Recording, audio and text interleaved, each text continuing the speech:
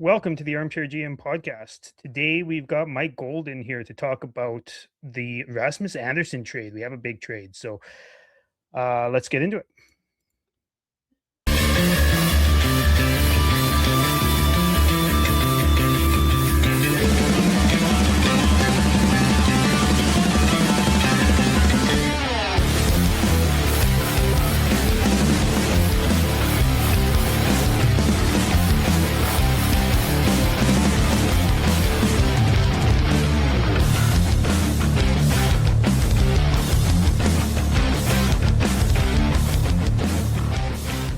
You are watching the Armchair GM podcast. That was pretty cool. That was a cool intro, and thanks. Yeah, thanks for having me on. Yeah, the Flames making a pretty big move today. Rasmus Andersson to Vegas for Zach Whitecloud, a first rounder next year in 2027, a pick in 28 that could either be a second rounder or a first rounder if Vegas wins the Stanley Cup this year, and the rights to Abram Weeb, a prospect at the University of North Dakota. Yeah, I mean, really big move. We were waiting for it for quite some time. We thought Boston had it done a couple nights ago. Dallas has been in and around it. There was a interesting package rumored from Detroit, but it kind of sounds like all of the all of those packages were dependent on a contract extension, which never came. And I think Conroy was saying on the radio today that Claude Lemieux, who is Anderson's agent, came up to him today and told him that they weren't going to sign an extension with anyone. So that limited the teams, basically. Yeah, in essence, that seems to be the case. We were at the Saddledome. There was no real sign of anything untoward to a certain degree. I mean, the Wranglers were playing at the Dome today. It was Zane Parek's first AHL game. They were playing against Bakersfield, and there were people around. Peter Hanlon was at the Dome today, which is maybe a little unusual. Yeah. But I mean, Wranglers are playing. Zane's there. You'd expect maybe a little bit more than usual. So that happened, and we were all sitting up in the press box. Surprisingly few media members at the Dome today, which maybe they should have been there. But you know what? It was a fun little day with a deal that came down that we were waiting for. It felt like it took an eternity, and it's finally done. They have done something. Something has happened, and it's a solid little deal that the Flames have put together here. They they have outdone what some other teams have done trading players at this time of year. They've outdone themselves in the deal that they made with Noah Hannafin with Vegas 2 years ago. And now they are able to move on and see how their defense looks from here on out with a new piece in Zach Whitecloud. Yeah, it'll be interesting to see. I'm not huge on the white cloud part of it. Like he's not a bad player. He's a fine, fifth or sixth defenseman. Be a good penalty killer, probably. Get some pretty decent 5-on-5 time. I have no problem with him as a player. I just don't know about the fit on the team. Just based on all the right-handed young players we have, with Brustevich and Perek and eventually Muse, maybe in a few years. But part of the reason I was looking forward to Andersson getting moved, like he's one of my favorite players. He might even be in my top 10 Flames of all time. But Wow. yeah. But one of the reasons why I was excited for him to get moved was so we could see more of Perek and Brustevich. Obviously, Perek not for another couple weeks, but Perek and Brustevich. And I feel like Whitecloud coming in is going to hamper the 5-on-5 time those guys would be getting to a certain Yeah. degree. Yeah, it's possible.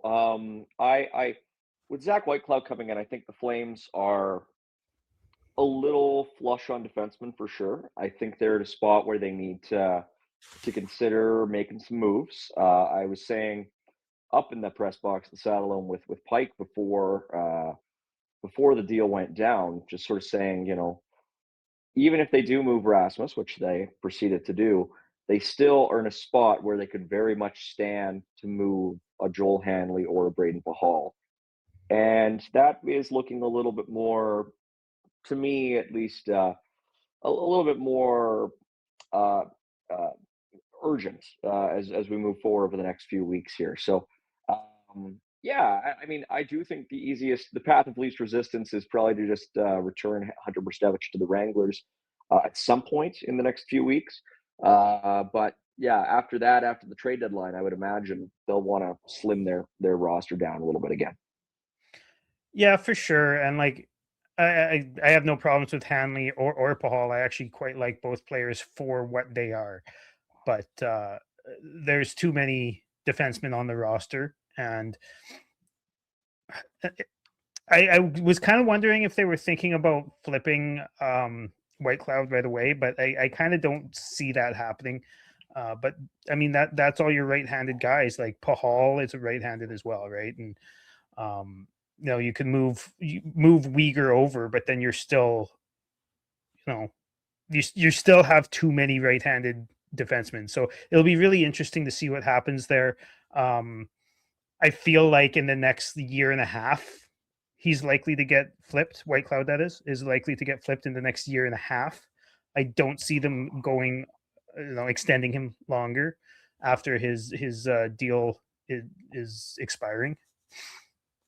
Yeah, I can't see it either. He's 29. Yeah, 2 years after this one, pretty reasonable cap hit, 2.75. He's a good player. He'll play probably quite a bit with Uyghur, I would imagine, as the season finishes here. Yeah, it's funny. I've seen some people comparing this deal to the Brandon Carlo deal that Toronto and Boston made last year. And the funny thing to me is that I think Carlo and White Cloud themselves are very similar players. I think they fill similar voids on, a contending team. I think they address similar needs. So I think there's a very real possibility that the Flames look maybe next season at a Zach White Cloud trade. You know, it kind of adds to that glut of middle class pieces they have.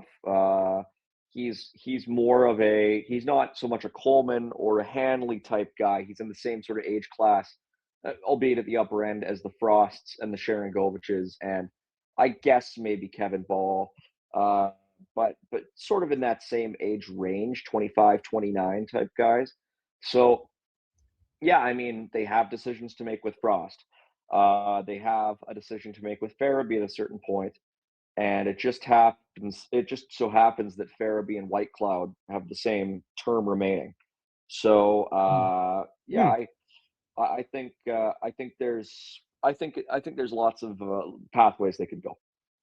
Are you predicting a little bit of a package there? Farabee and White Cloud, maybe in a year and a bit type of thing, or Not strictly, but I think I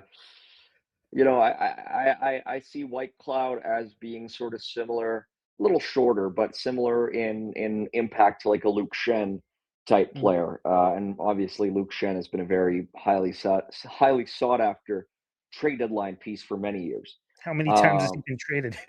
A lot.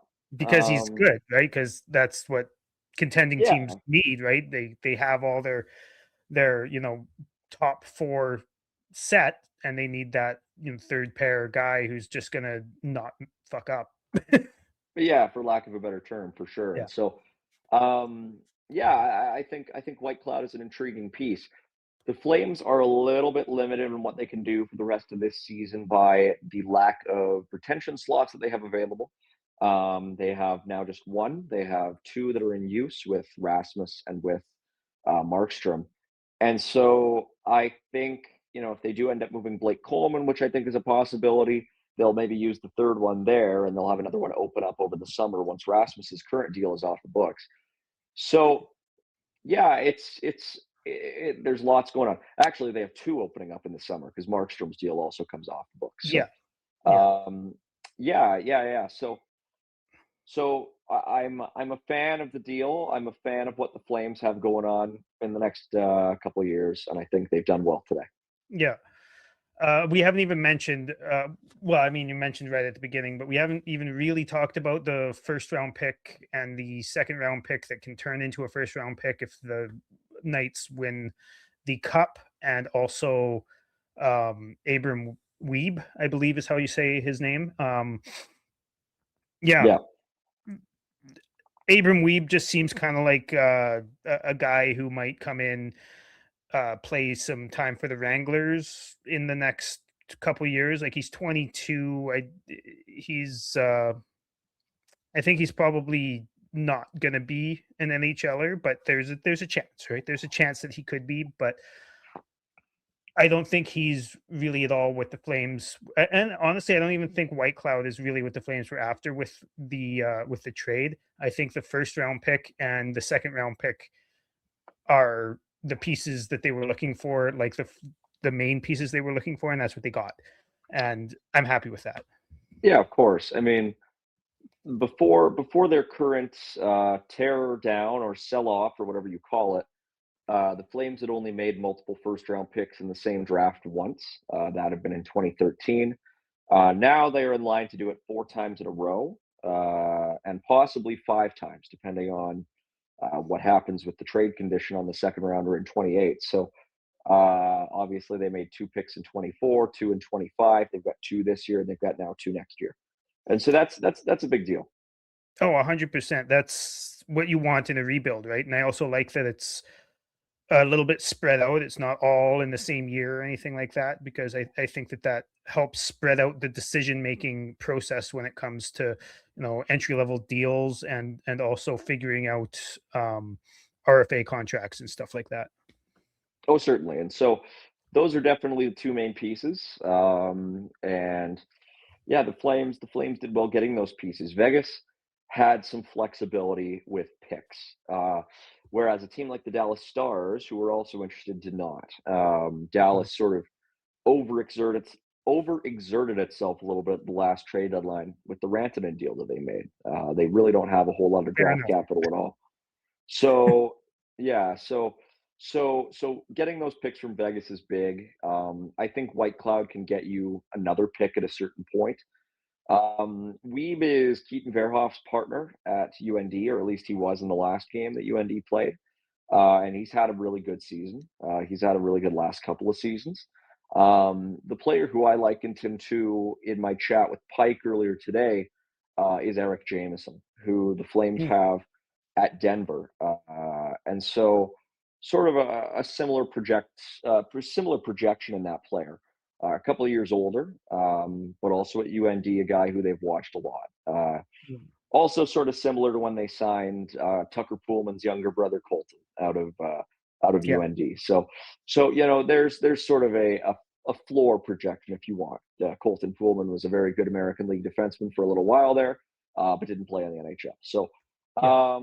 yeah, I mean anything you get from Abram Weave is gravy. It's just the cherry on top of a deal that otherwise is pretty strong. Yeah.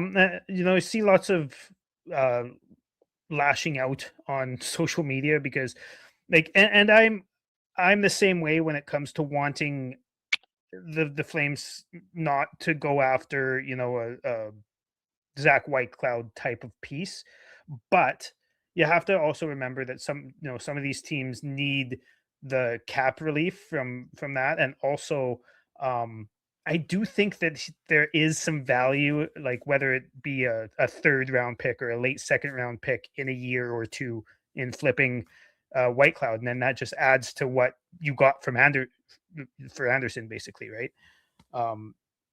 But Yeah. value wise, good deal. Like I agree with you. I think Well, value wise, the deal is yeah. kind of I on I par think with what we expected. I think about it this way. With Zach Whitecloud's inclusion, Vegas needed that as part of the deal. And so Yeah, Calgary gets something out of it, and Vegas gets something out of it. They're basically paying this price to upgrade on the Whitecloud slot for them. yeah, But also like that's just that it is a piece for Calgary in a certain sense. It's a piece where if the financial aspect of it had not been a factor, Calgary probably just wouldn't have gotten anything in that slot. It would have probably just been a first, a second, and a guy. And out of necessity, they get a player who, you know, has a decent chance to be a positive value player for them and a positive value asset for them. It's the sort of bet that I don't dislike. I actually think there's legit value, legit tangible value in it. It's the kind of move that I've seen teams make where, you know, it reminds me of the whole Shane Goss despair thing that happened where Phoenix got picks to take him and picks to trade him. Yeah. And so I kind of see maybe a similar type thing happening here, where Calgary is maybe doing Vegas a bit of a favor by taking White Cloud, and then they can do themselves an additional favor later on by trading him. Because in the current moment, in the current vacuum, White Cloud to a team like Vegas is not of value. And to Calgary in the future, and perhaps to another team, he can be of value. You know, I just said it. I think Carlo and White Cloud are similar players as far as the whole value prop. As far as, you know, White Cloud's got a little bit of term left. He's on a good cap number. I think it is a tangible piece for the Calgary Flames. And I think if you are looking at this as, oh no, the Calgary Flames got another 29-year-old defenseman when they just traded one away, I think that is a little bit missing the forest for the trees a little bit. Like that I think there is an element to this of Calgary just trying to make every dollar of this deal count. And I think I respect it. I think there is I think in the long term there is more tangible value in White Cloud than either of Pahal or Hanley. I think the pedigree that White Cloud brings will net the Flames more in the future than either of those two players will. Like I don't think there's any chance the Flames move a guy like Joel Hanley for much more than like a fifth or a fourth round pick.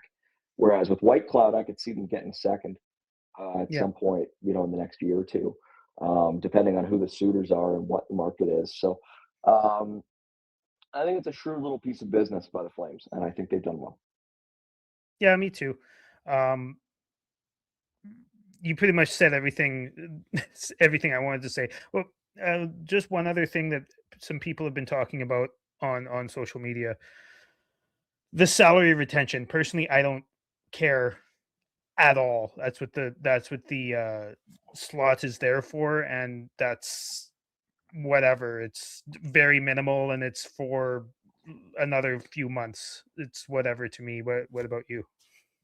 Yeah, salary retention is a tool, and the only person it impacts is Murray Edwards, like really, and the rest of the CSEC ownership, in that they pay that money. But the Flames are not in a position here where they have to navigate around the salary cap. And uh, yeah, it's just ultimately in a rebuild or a retool, you're doing yourself a disservice, in my opinion, not to maximize your flexibility by using all three of those spots.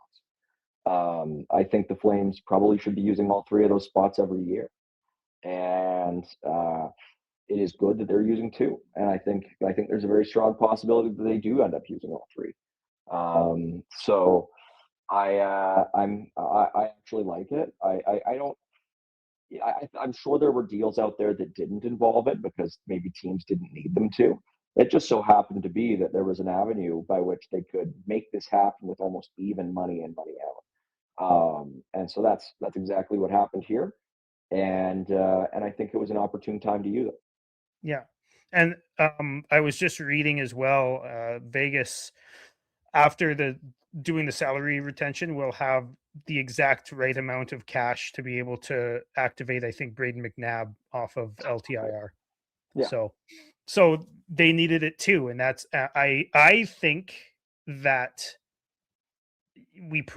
because we did that, we probably got a little bit more value, whether it would have been maybe it was a third turning into a second before, maybe. or something like that, instead of a second turning into a first, or something like that, or maybe the condition changed or something, who knows. But I feel like there was probably just a little bit of value added to the trade because of that.